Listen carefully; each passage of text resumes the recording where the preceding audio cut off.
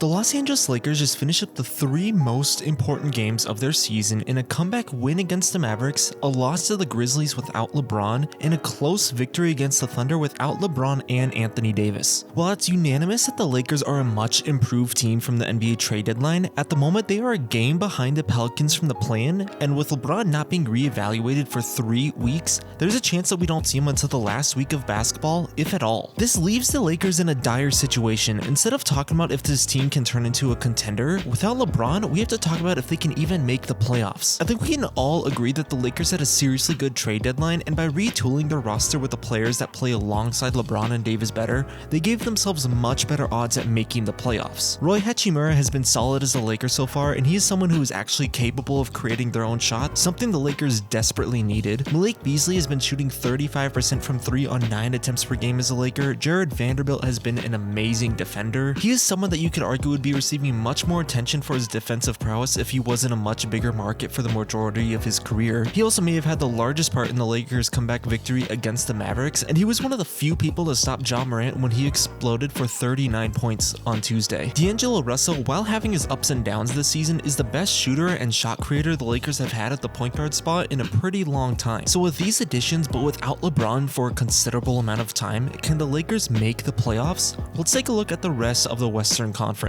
Remember, at the moment, the Lakers aren't even in the playoffs or the play-in, as they're still one game out of the 10th seed. But I would say the teams that the Lakers are legitimately competing with include the Warriors, Clippers, Mavericks, Jazz, Pelicans, and Trailblazers. Now, the Warriors and Clippers are still only 2.5 games ahead of the Lakers, but I would say there is a clear team difference right now. Not counting tonight's game, the Warriors have gone 12-12 without Steph Curry this season, and with his return possibly being next week, I don't see the Lakers catching up to the Warriors in the regular season. The LA Clippers have been playing some really good basketball as of lately, and it's a bit early, but Westbrook I think has been solid as a Clipper so far. When fully healthy, these teams are even, but without LeBron, I still can't see the Lakers catching up. For everyone else, the Lakers are on relatively even footing, and I would argue that the Lakers may even be the best out of them, maybe everyone besides the Mavericks. But I do like their odds of catching up to the Pelicans, especially since we still don't have a return date on Zion Williamson just yet. But even though that they don't have LeBron James, and even though they're still a game outside of making the play-in, I believe that this Lakers team is going to make the playoffs, and that is all because of their schedule. At the time I make this, the Lakers have the third easiest remaining strength of schedule, including 2 games against the Rockets, Bulls, Jazz, and 1 game left against the Magic. For reference, the Timberwolves, Jazz, and Clippers have the 5th, 6th, and 7th toughest schedules respectively. If the Lakers are a playoff team like how I and how many others believe, then the Magic and Rockets should not be an issue at all, and the remaining games against teams like the Jazz, Bulls, and the Thunder should all be incredibly winnable.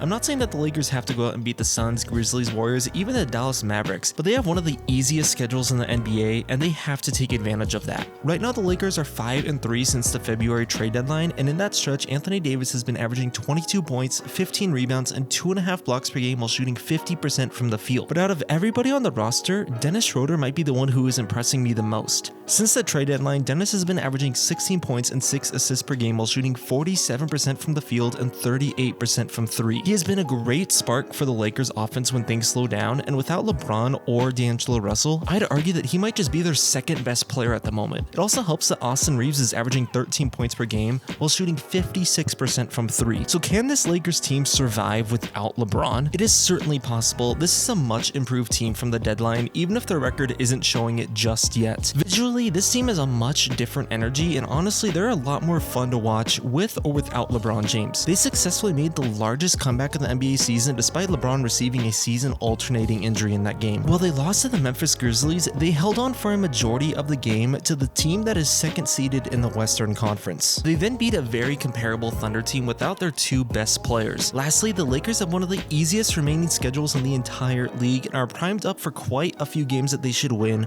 with or without LeBron James. I do still have a lot of questions for the Lakers and stuff that we'll have to look in later. Is this a real contending team? Do they even stand a chance of making it out of the play-in? Those are questions for a different line right now. But where it stands at the moment, I think it is very reasonable to think that the Lakers will be able to catch up and slide into the 9th or 10th seed.